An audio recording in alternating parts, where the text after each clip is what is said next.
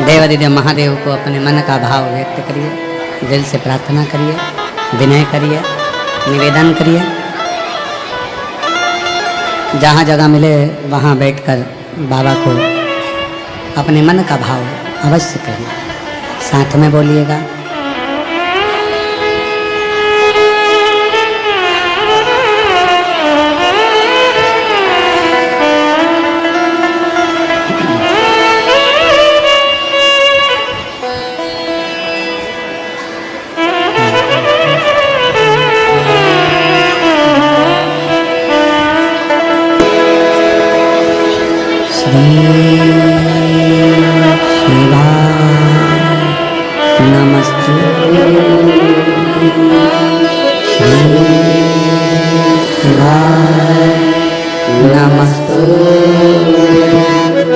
देवादिदेव महादेव भगवान शिव गर्दानी त्रिकालदर्शी कैलाशी विनाशी शंभु भगवान शंकर की पवित्र कथा कह रही है, शिव महापुराण की कथा वर्णन कर रहे हैं। देवादिदेव महादेव का पवित्र चरित्र कह रहा। अपाला की शादी किससे करी जाए?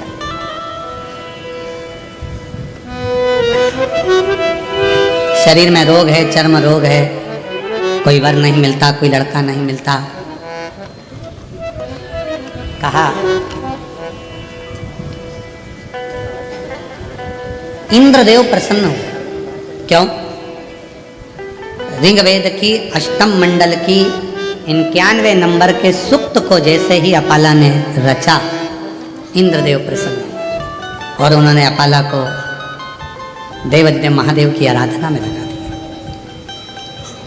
अपाला शिव की आराधना।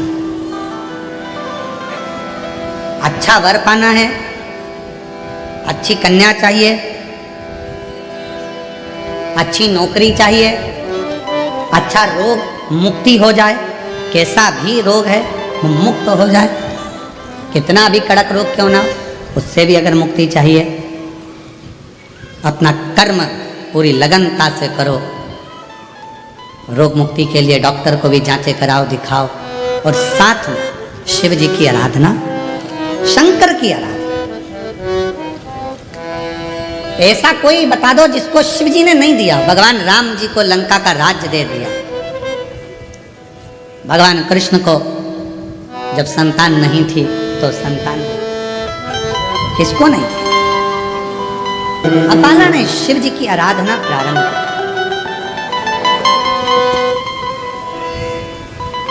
आराधना करना प्रारंभ करी। इंद्रदेव ने जैसा जैसा बताया साधना, वो साधना करी, तब करा, और बाबा भोलेनाथ ने सुन भी लिया।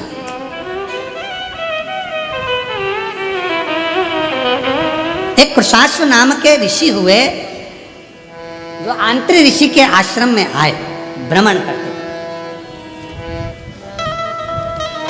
और कृशाश्व नाम के ऋषि जब आंत्री ऋषि के आश्रम में आ गए, विराम किए, विश्राम किए,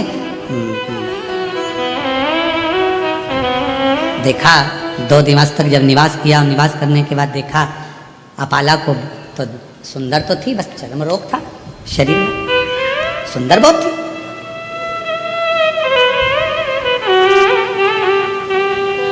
कहा ऋषिवर, मेरा निवेदन है आंत ऋषि से, कुशाश्व कहा कि आपकी जो बेटी है, आपकी जो कन्या है अपाला, मैं उससे विवाह करना चाहता हूं।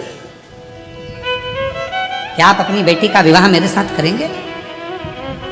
शिव करुणा ऐसी ही करते हैं, मालूम ही नहीं पड़ता कब कौन सी कृपा कहां कर दे। एक पत्र अच्छा है, देखिए।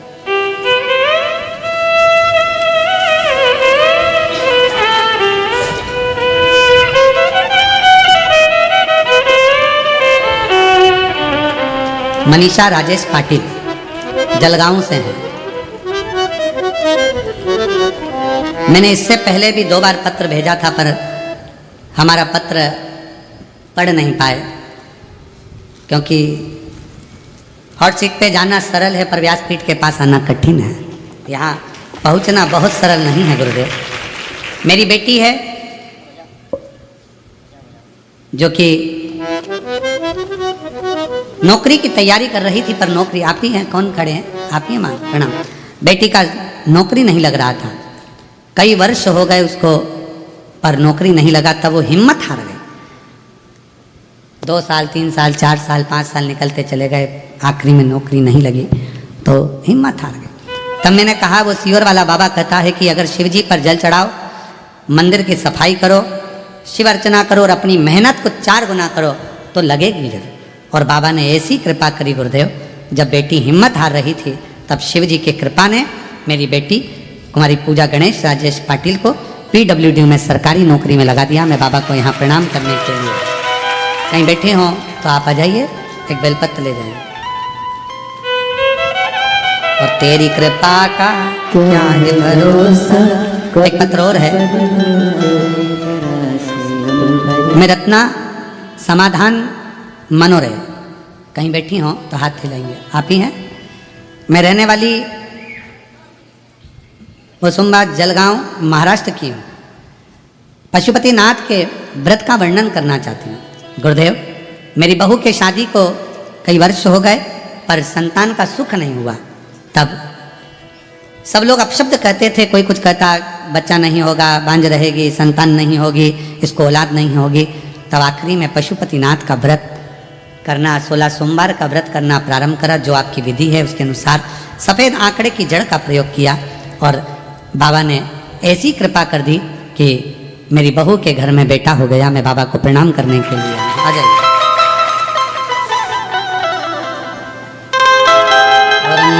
भगवान शिव की कृपा किसको कहते हैं, उदारता किसको, करुणा किसको, दया किसको। अपाला शिव की साधना से कुशाश्व के साथ में उसका विवाह हो गया, कुशाश्व के साथ में परिणा गया। अब जरा विचार करिए कि शरीर में चर्म रोग हो और विवाह हो जाना कितना कठिन है, पर उसकी कृपा जब होती है सब कार्य अपने आप होने लगते, अपने। सोचो नहीं वो भी हो जाए तो समझ लो शंकर जी की बड़ी उदारता है, शिव जी की बड़ी कृपा है। जो सोचा नहीं तो भी हो गया। आप में से कई माताएं भाई ऐसे होंगे जिन्होंने सोचा ही नहीं होगा कि हम क्या इतने करीब में बैठकर शिव महापुराण की कथा सुन लेंगे, तो ये तो उसकी उदारता हो जाए तो समझ लो कृपा। सोचा ही नहीं तो भी हो रहा है। प्रभु आपकी कृपा से सब काम हो रहा है, करते हो भोले बाबा मेरा नाम हो रहा है, भोले आपकी कृपा से सब काम हो रहा है। सोचा ही नहीं तो भी हो रहा। अपाला का विवाह हो गया, चली गई विवाह कर कर अपने पति के गांव घर, पर शरीर में रोग और बढ़ता चले गया। चर्म रोग इतना बढ़ गया कि शरीर में गंध आने लगी। पति ने ले जाकर उसको जंगल में छोड़ दिया। जंगल तेरे पिता ने मेरे साथ धोखा किया। अपाला हाथ जोड़कर कहती है, मेरे पिता ने धोखा नहीं किया। पिता ने तो कहा था मेरे शरीर में चर्म रोग है, पर आपने कहा कि सुंदर है, मैं इससे विवाह करूंगा। करा, रोग बढ़ा, धक्का देकर निकाल दिया बाहर। जंगल में घूम रही अपाला, कहाँ जाऊं, किसके पास जाऊं। फिर मन में आया कि पति ने निकाल दिया, पर पिता थोड़ी ना शरीर देखता है, माता थोड़ी ना शरीर देखती है। माता पिता तो ऐसे होते हैं, अगर बच्चा बेकार भी है, उसको कोई रोग भी है, तो भी माँ बाप उससे दूर नहीं हटते, उसको करीब रखते हैं, करीब रखते हैं। माता पिता थोड़ी ना दूर करते। अब ईमानदारी से बोलो, अगर बच्चे को बुखार आ रहा है, बच्चा रात को चमक रहा है, डर रहा है, उसको बुखार आ रहा है, कोई बच्चे को एकदम तकलीफ हो गई और माँ बाप कहे नहीं नहीं मैं हाथ नहीं लगाऊंगी, मैं इसके पास नहीं जाऊंगी, इसको फीवर है, इसको बुखार है, इसको शरीर में कष्ट है। शिव महापुराण की कथा कहती है, कोरोना जैसी बीमारी भी आई, आप लोगों ने दर्शन किया होगा। उस कोरोना जैसी बीमारी में सबने साथ छोड़ दिया, भाई बंधु कुटुंब कबीला कोई ना साथ दे, पर माँ बाप, भले बच्चे की तकलीफ थी, लोग कह रहे हैं तुम बीमार हो जाओगे मत जाओ, पर माँ बाप अपने बच्चे को नहीं छोड़े। माँ बाप तो उसको लगा साथ। माता पिता, अपाला को लगा कि मैं कहाँ जाऊं, पति ने निकाल दिया, वन में छोड़ दिया, कहाँ घूमूंगी, शरीर में रोग है, चल क्या, चलिए। और अपाला चली, एक काम करती हूँ, अपने पिता के पास जाता हूँ, पिता के पास। अपाला अंत ऋषि के कुटिया में पहुंच गई। मानसुइया ने देखा, बेटी तेरा तो मैंने विवाह कर दिया था, तो अपने पति के घर चली गई थी, फिर यहाँ कैसे आ गई? माँ, पति ने निकाल दिया, वन में घूम रही थी, कहाँ जाती, तो आपके पास आ गई। मेरी जीजियों, मायका माँ से होता है, मायका शब्द ही माँ से जुड़ा हुआ है। माँ ने तुरंत कहा, क्यों चिंता करती है, यहाँ रहे माँ, शरीर में चर्म रोग बढ़ गया है, गंध आ रही है, सब दूर हट जाते हैं, क्यों टेंशन, क्यों चिंता। अंत ऋषि आ रहे थे स्नान कर कर, अपाला को देखा, बेटी तू यहाँ? हाँ पिताजी। शरीर में रोग बढ़ा, पति ने छोड़ दिया, यहाँ आई हूँ, क्यों चिंता करना। तो इतना सुंदर वेद गाती है, इतना सुंदर वेद की रचना करती है, इतना इतना तेरे में विद्वत्ता है, एक बार पढ़ ले, एक बार अगर अध्ययन कर ले तो तुझे याद रह जाता। अब दत्तात्रेय भगवान की बहन है अपाला, चंद्रदेव की बहन है अपाला, दुर्वासा जी की बहन है अपाला, कोई साधारण होगी, विद्वत्ता में परिपूर्ण। अभी आपको कथा में कहा, बेटे को कहना पड़ता है पढ़ पढ़ पढ़, बेटी को नहीं कहना पड़ता। आई स्कूल से और पुस्तक निकाल के सोफे पे लंबा पाँव कर कर, 1 2 कुछ नहीं करेगी तो अपनी कलर निकाल लेगी और बोई पोतती रहेगी। उस बेटे को कहना पड़ता है। और बेटा आया स्कूल से, ये उठा, कार उठाई, ये उठाया, वो उठाया, यहाँ दौड़ वहाँ दौड़, ये फेंक वो फेंक। और बेटी आई स्कूल से, अपनी बुक निकाली, मम्मी जल्दी देखो, आज मेरे को गुड मिला है, मम्मी देखो, मम्मी देखो, आई देखो, पापा सबको बताइए, पापा ताऊ, बड़े पापा, आंटी अंकल, सबको, दादी दादा, बैग खोल खोल के लाएगी, सबको दिखाई। और बेटा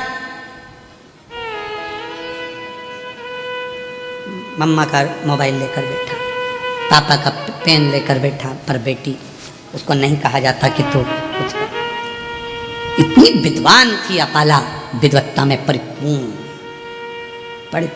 वेद की ऋचा जब बना सकती है, वेद की जब ऋचा को तैयार कर सकती है, सुक्त तैयार कर सकती है, तो वो साधारण नहीं हो सकती, साधारण। अब अंत ऋषि ने देखा कि बेटी का शरीर बहुत बिगड़ रहा, रोग बहुत ज्यादा हो गया, चर्म रोग बहुत ज्यादा फैल गया, क्या करूं। तब अंत ऋषि ने कहा कि बेटी, क्या तूने, इंद्रदेव ने कहा था तो तूने क्या शंकर भगवान की साधना नहीं करी? करी, मैंने तब करा, साधना करी, उसी से तो मेरा विवाह हुआ था। फिर ये शरीर में रोग। आखिरी में इंद्रदेव स्वयं कैलाश पर्वत की ओर चले गए, अपाला को देख कर कि इसका शरीर बिगड़ रहा, शरीर बिगड़ रहा। पूरी दुनिया की पहली स्त्री थी, पहली कन्या थी देवताओं में जो विद्या के प्रति इतनी जागरूक थी। आज के जमाने में लोग बेटियों को पढ़ाने से पहले विचार करते हैं कि पढ़ाएं ना पढ़ाएं, इतनी पढ़ ली बहुत है। पहली बेटी थी आंत्री ऋषि की बेटी अपाला, जो विद्याध्ययन में प्रखर थी, जो वेद में भी अपनी ऋचाओं को, सुक्त को प्रदान कर देती थी, वो अपाला थी। इंद्रदेव ने कैलाश पर्वत पहुंचे, शिव जी तो कैलाश पर मौन होकर बैठे थे, किससे कहें कि अपाला को एक रोग है और अपाला मुझे भजती है और मैं जाऊंगा नीचे उससे मिलने के लिए तो मुझसे वर मांगेगी। एक बार मैंने उसको साधना बता दी थी, पर उसके बाद उसका विवाह तो हो गया था, फिर तकलीफ, शरीर में रोग। इंद्रदेव पहुंचे देवादिदेव महादेव के पास में, शंकर भगवान मौन थे, नंदी बैठे थे। नंदी शिव जी की ओर निहार रहे, शंकर जी की, बोले कुछ नहीं। इंद्रदेव ने जाकर अपाला से कहा, अपाला अगर तेरे शरीर में रोग है तो तू भी एक काम कर, कुछ मत कर, शिव जी को निहार। नंदी हमको प्रेरणा देता है। शंकर भगवान के मंदिर में जो नंदी की स्थापना होती है शिव मंदिर के बाहर, वह हमको प्रेरणा देता है कि इधर उधर ना झांकते हुए शंकर पर दृष्टि लगा लो, वो तुम्हारी सृष्टि बदल देगा, वो तुम्हारी जिंदगी बदल देगा। वो नंदी सीख गया। पर हमारी आदत बुरी है, हम मंदिर जाते हैं तो 10 जगह पर ध्यान लगाते हैं, हम कथा में भी जाएंगे तो 50 जगह हमारा ध्यान जाएगा, अगर मंदिर भी जाएंगे तो 50 जगह ध्यान जाएगा, तीर्थ जाएंगे तो 50 जगह ध्यान जाएगा। यहाँ तक शिव महापुराण की कथा कहती है कि यदि आप काशी विश्वनाथ जी का दर्शन करने के लिए काशी में पहुंचे हो तो सबसे पहला लक्ष्य तुम्हारा ये होना चाहिए कि मुझे विश्वनाथ जी से मिलना है, मुझे बाबा का दर्शन करना। कृष्णेश्वर बेलूल गए हो, मुझे शिव जी का दर्शन करना। मुझे भीमा शंकर गए हो, भीमा शंकर, मेरी मासी के यहाँ बाद में जाऊंगी, दूसरे मंदिर बाद में जाऊंगी, पहले सबसे पहले मुझे जाना है तो मेरे बाबा के यहाँ जाना, जिससे मिलने के लिए आई। आप लोगों ने कथा में सुना कि नहीं सुना? हमने एक बार कथा में कहा था कि आपके घर के पास में अगर शंकर जी का मंदिर है, आप वहां जा रही हो ना, आपकी पड़ोसन कितनी भी अच्छी आपकी बेस्ट फ्रेंड है, आपके रिश्तेदार रहते हो, कुछ भी रहता हो, पर आप शंकर जी के मंदिर से जब वापस आओ तो किसी के दरवाजे पर रुकना नहीं, सीधे अपने घर पर आना। क्योंकि शिव जी को जब जल चढ़ाकर लोटा जो लेकर जाते हो, पानी का लोटा लेकर जाते हो, कलश लेकर जाते हो, एक लोटा जल लेकर जाते हो, जब शंकर भगवान को चढ़ाते हो तो शिव जी ने लक्ष्मी को वर दिया था भगवान नारायण को देने से पहले कि लक्ष्मी जो मेरे मंदिर में आकर एक लोटा जल चढ़ाएगा उसका पात्र खाली नहीं जाना चाहिए, उस पात्र में तुम बैठकर उसके घर तक जाओगी। अब मालूम पड़े हम पड़ोसी क्या रुक गए, बहन क्या रुक गए, रिश्तेदार क्या रुक गए, नातेदारों क्या रुक गए, वहां बैठकर बात करने लगे तो अपना जल की जो लक्ष्मी होती है, पात्र की जो लक्ष्मी होती है, वहां रुक जाती, उस पात्र को लेकर घर तक। कुबरेश्वर धाम पर लोग आते हैं, जितने लोग कुबरेश्वर धाम आते हैं हम उनसे भी कहते हैं कि आप आए हो तो बाबा से मिलने के लिए। ऑटो वाला कहेगा हम तुम्हें यहाँ ले चलेंगे, ऑटो वाला कहेगा, गाड़ी वाला कहेगा हम तुम्हें वहां ले चलेंगे, बहुत सारे मंदिर है, हम यहाँ घुमाए वहां घुमाए, ये करे वो करे। उससे एक बात कर दो, हे भैया मैं मेरे बाप के घर आई हूँ, कुबरेश्वर धाम आई हूँ, अपने मायके आई हूँ, पहले मुझे वहां लेकर चलो, मेरे बाबुल के पास, मेरे पिता के घर, पहले उससे मिलूं, उससे अगर मैं जाकर प्रार्थना करूंगी और जो बाप देता है, फिर तो तुम सब, पिता जिंदा है ना, माँ जिंदा है ना, तब तक मायके से जो मिलता है वो दिल से मिलता है। माँ बाप जाने के बाद भाई है, भाभी है, हमारा इनसे रिश्तेदारी खराब नहीं है, भाभी भैया से हो, ये भी है, पर तुम जाओगी ना तो सोच कर दिया जाएगा, दीदी को ये दूं कि ना दूं, ऐसा दूं कि ना दूं, लिफाफा कितने का दूं, भांजे आए हैं भांजी आई हैं तो उनको क्या दिया जाए, क्या सोचना पड़ेगा। पर माँ बाप सोचते नहीं है, माँ बाप से नहीं पूछती कि बेटी को दूं कि दूं, पापा नहीं पूछते बेटी को दूं कि दूं, माँ बाप है, उठाया दे दिया, घर में उसका भी तो हिस्सा है, उठाया दे दिया। पर माँ बाप के जाने के बाद उसी तरह कुबरेश्वर धाम जो आते हैं वो शंकर भगवान को, कुबेर भंडारी को अपना बाप मानते हैं, मायका मानते हैं कुबरेश्वर धाम को, तो वहाँ आकर सीधे अपने बाप से कहा जाए, वो कहे ऑटो वाला यहाँ ले चलूँ, मान ना ना, मैं मुझे तो मेरे बाबा के घर ले चलो, वहाँ जाऊंगी मांगूंगी वो दे देगा, और तेरा नाम ओढ़ा जाए, शिव कृपा करे करुणा करे, मुझे नहीं था, मैं कहाँ जाऊँ। नंदी हमको प्रेरणा दे रहा है शंकर जी के मंदिर के बाहर बैठ करके, कहीं ध्यान मत दो, शिव पर ध्यान दो, शिव पर ध्यान का बड़ा महत्व है महाराज जी, बहुत ध्यान लगाना इस बात के लिए। मोबाइल पे भी समझ में आ जाता है कि तुम्हारा दिल कहाँ है। पत्नी पति से बात करती है ना तो कह देती है बात में, मैं तुमसे बात कर रही हूँ, तुम्हारा ध्यान कहाँ है। इतनी दूर वो मायके और तुमसे बात कर रही है तो कह रही है कि तुम्हारा ध्यान कहाँ है, मैं तुमसे बात कर रहा हूँ। फिर पति सूझ में आता है, मैं तेरे से तो कर रहा हूँ, और मालूम पड़ा था लैपटॉप पे लगा हुआ था, ध्यान वहाँ था, और काम पर लगा हुआ, मित्रों से गप्पे मारने में लगा, और फोन आ गया पत्नी का। पत्नी तुरंत पहचान जाती बात करने के तरीके से, तुम्हारा ध्यान कहाँ है। उसी तरह एक लोटा जल तो मंदिर जाके सब चढ़ाते हैं, शंकर जी को मालूम पड़ जाता है कि तुम्हारा ध्यान कहाँ है, कहाँ तुम्हारा ध्यान है। जिसका ध्यान था बाबा उसकी झोली खुशियों से भर देता है। वो कई बहन माता जी कह थी संतान नहीं, कोई कुछ कहे, एक बहन ने पत्र में लिखा मेरे बेटे के लिए 12 बार पत्र लिख चुकी हूं, धन्य है, आज हाथ में आई गया। मेरा नाम विजया कैलाश बड़गुढ़र है, मैं 12 बार पत्र लिख रही हूँ। बड़ा लड़का यूएसए के लिए तैयारी कर रहा था पर हो नहीं पा रहा था, बहुत तकलीफ आई, आखिरी में उसने हिम्मत छोड़ी। पर किसी ने कहा कि वो सियोर वाला महाराज कहता है कि हिम्मत मत हारना, शिव जी के मंदिर जाना, लोटा भर जल चढ़ाना। पार्थिव लिंग का पूजन किया, 6 बजे पूजा कर मंदिर में से 7 बजे आकर बैठी और तभी बाबा ने ऐसी कृपा कर दी कि मेरा बेटे का सिलेक्शन हो गया और वो नीचे में नौकरी। आ जाओ बेटा। शिव तत्व इसी को कहते हैं। और शिव पर ध्यान केंद्रित करो। लोटा भरकर जल सब चढ़ाते हैं, जैसे पत्नी पति से कहते तुम्हारा ध्यान कहाँ है? शंकर जी समझते हैं तुम्हारे एक लोटे जल को। जिससे रोज रोज मिलते हो ना, उसका व्यवहार सामने आ जाता है। तुम रोज रोज एक लोटा जल चढ़ाते हो, शंकर जी अच्छे से जानते हैं लीला भाई कैसी है, मेरू प्रसाद कैसा है, क्या मांग रहा है, क्या चाहता है, उसको मालूम है। दिल तो लगाओ, हृदय तो लगाओ शिव जी से। अपाला, इंद्रदेव ने कहा तुमने शिव की साधना करी? हाँ। तब करा? हाँ, मेरा विवाह हुआ, पर ये रोग ठीक नहीं हुआ। इंद्रदेव ने कहा शिव पर ध्यान केंद्रित कर लो। एक दिन अपाला बैठी थी, अब उसका मन कहीं नहीं लगता, क्योंकि दुनिया की दौलत अगर तुम्हारे पास में है और तुम्हारा शरीर अगर ठीक नहीं है तो वो दौलत किसी काम की। प्रथम सुख निरोगी काया।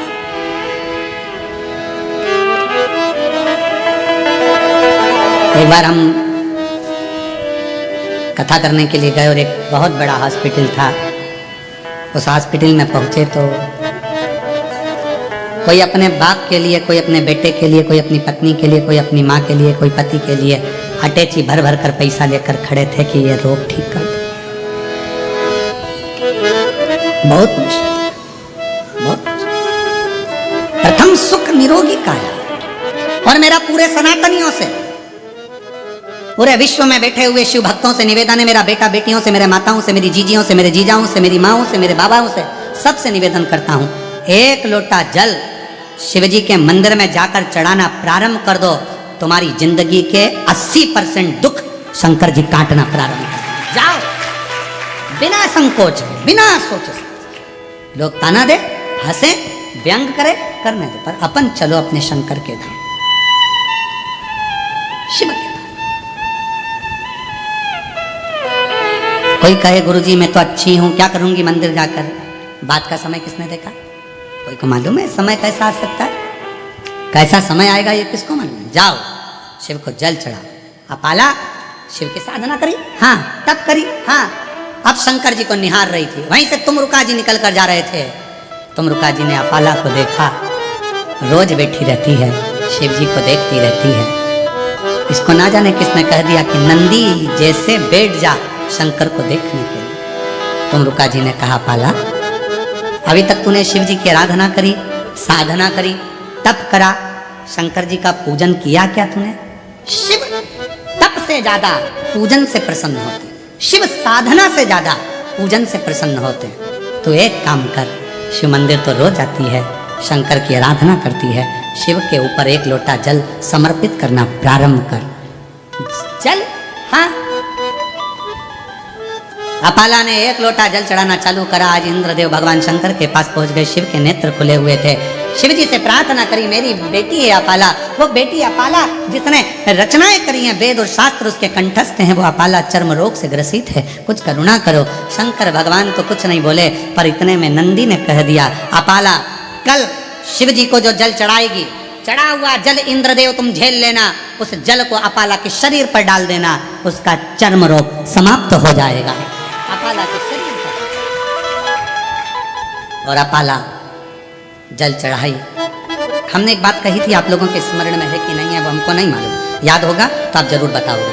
शिवलिंग है, जलाधारी है, ये शंकर जी, जलाधारी पार्वती जी, जल बहता है यहाँ गणेश, कार्तिकेय, अशोक सुंदरी। बोला था ऊपर जो जल बहता है वो शिव जी की 5 बेटियां, जया, विषहरा, शामरीवारी, दौतली। जो जल बहकर जाता है, जिसको लांगा नहीं जाता, जहां से जहां तक जल जा रहा है उसकी दूरी पर सबसे पहला स्थान इंद्र का, वरुण, गरुण, 33 कोटि देवता उस जल को लेने के लिए खड़े रहते हैं। ये जल इंद्र ने झेला, ये जल, और वो जल झेल कर इंद्रदेव ने अपाला के शरीर पर डाल दिया। जैसे ही डाला, अपाला समझ नहीं पाई आज हल्की सी पानी की बूंद कहाँ से। कभी कभी एक थोड़ा सा अगर जिसकी शिव भक्ति प्रबल हो जाती है, जो शिव जी को बहुत मानने लगता है, शंकर उसको प्रेरणा देते। कभी कभी आप शंकर जी को जल चढ़ा रही होती हो, मंदिर में कोई नहीं होता, तो भी हल्की सी पानी की बूंद तुम्हारे चेहरे पर, शरीर पर आ जाती है, समझ में नहीं आता, कोई नहीं है, पानी का छींटा कहां से आया? तुमने दूसरे से पूछा क्यों जलवृष्टि हो रही है क्या? कोई ने पानी डाला था क्या? कोई ने कूलर चालू करा क्या? कोई ने पंखा चलाया क्या? ये पानी का छींटा मेरे ऊपर कहां से आया? तुम्हें समझ नहीं आता। तुमने जो शिव जी को जल चढ़ाया है, भक्ति से जो मांगा था, इंद्र ने वो ले जाकर तुम्हारे ऊपर ही सिंचन कर कर तुम्हें दुख से मुक्त करा। ये शिव भक्ति की सीढ़ी बाई सीढ़ी जब हम चढ़ते हैं, शंकर भगवान की आराधना करते रहते हैं, आराधना करते करते शंकर पर जल चढ़ाते चढ़ाते जब हम कुछ नहीं करते, ना हमें तप आता, ना साधना आती, ना व्रत आता, ना उपास आता, हम कुछ नहीं जानते, केवल एक लोटा जल जानते हैं। और वो एक लोटा जल जब यहाँ अपाला को निहाल कर सकता है और चर्म रोग से मुक्त कर सकता है, तो वो एक लोटा जल हमारी जिंदगी को सार्थक कर सकता है। हल्की सी पानी की बूंद आती, हल्की सी एक बूंद कहीं छोटी सी आ गई, छू गई, तुम तो जल चढ़ाकर बैठे थे, प्रणाम कर रहे थे, नमन कर रहे थे, शिव मंदिर में थे, कोई नहीं था, फिर भी वो जल कहां से आ गया? वो इंद्र लाता जो जल तुमने शरीर को छू। कभी कभी ऐसा होता है, हवा बंद थी, बिल्कुल बंद हवा, और तुमने देवादिदेव महादेव को दिया लगाने के लिए जलाना प्रारंभ करा और हवा चली।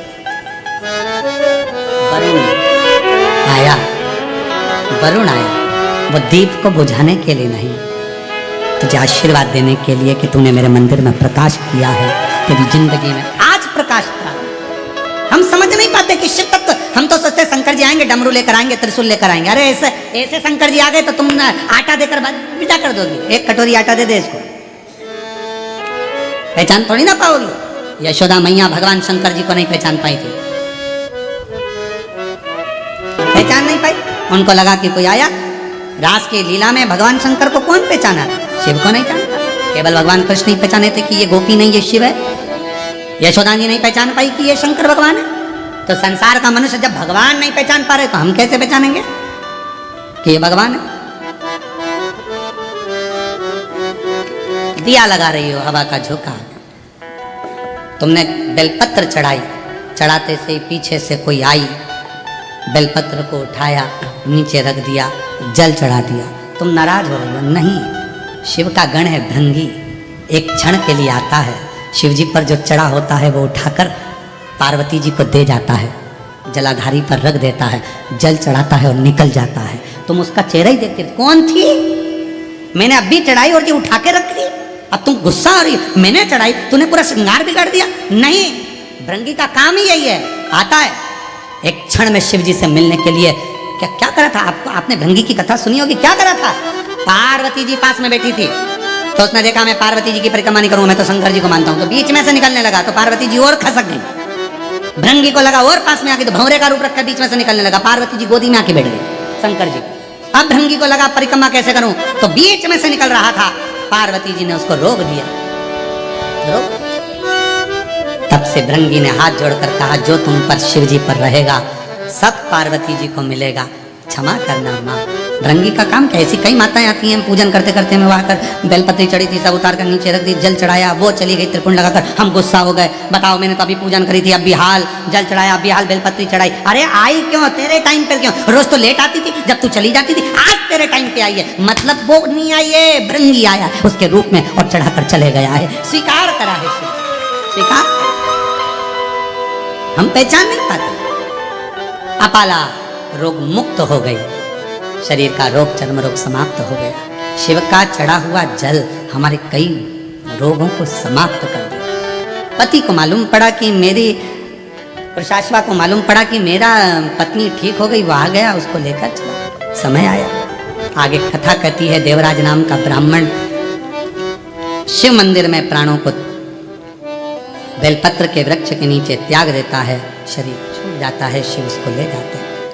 बिंदुक नाम का ब्राह्मण, जिसकी धर्म पत्नी चंचुला देवी, पति के प्राण त्यागने पर उसके लिए भगवान देवादिदेव महादेव ईसर गोरा बनते हैं और तुमरुका जी कथा कहते हैं, और ईसर गोरा कथा को श्रवण करने के लिए आनंद से जा रहे हैं। जोरदार ताली बजाएं ईसर गोरा जी के लिए। भाव से, आनंद से जोरदार ताली बजाकर स्वागत करिए ईश्वर जी गोरा जी का। ये ऑनलाइन शिव महापुराण की कथा आज प्रथम दिवस की विराम लेती है। कल कथा का समय यही 1 बजे से 4 बजे तक रहेगा। द्वितीय दिवस में प्रवेश करेंगे और सुंदर प्रसंगों को श्रवण करते हुए भगवान शंकर की अविरल भक्ति को धारण करेंगे। हर हर